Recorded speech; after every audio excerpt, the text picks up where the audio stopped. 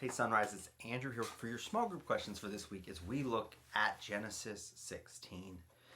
Now there's a lot of little pieces that we can work through in this text, and I think it's important for us to spend some time really laboring in what the Lord is teaching us in this moment. And so the first question as we look at this text is, of course, as I've said before in most of these, is how is this directly bringing us from chapter 15? Why does this issue come about of offspring?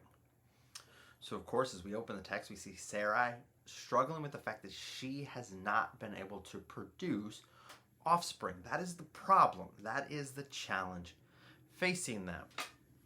So how does chapter 15 heighten that worry? Why does it heighten her fear leading to the decisions that are made in the rest of this chapter? That's the first one. And then as you look through this text, what are some of the very easy faults that come to mind as you read it? How does Abram fall into sin? How does Sarai fall into sin? What ultimately is the undercurrent behind their issues? So as you unpack that beginning part, that's the first part of the first 6 verses, the first 3. And then we begin to see how Hagar gets pulled into this situation. She then is seen as the object to solve their problem. How do we see in this text that she both does and doesn't solve the problem? How does her involvement actually further the problem greater? And as you unpack this, we continue to see some of the distinct things. One thing unpacking here, as it speaks of Sarai's treatment of Hagar, it uses the same Hebrew word harshly that is used in the book of Exodus of how the Egyptians treated the Israelites.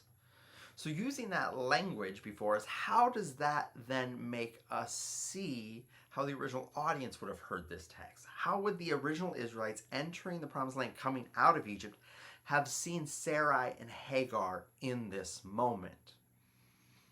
And then, of course, we see the wonderful beauty as you unpack it of the angel of the Lord. So, I guess I can ask, who is the angel of the Lord? In the sermon, of course, I give my direct opinion. Some have others. But why is the angel of the Lord so important? And who is he revealed to be ultimately in this text for us? What is he doing for Hagar? And so as we work through the end of this text, what do we learn about Hagar in this text?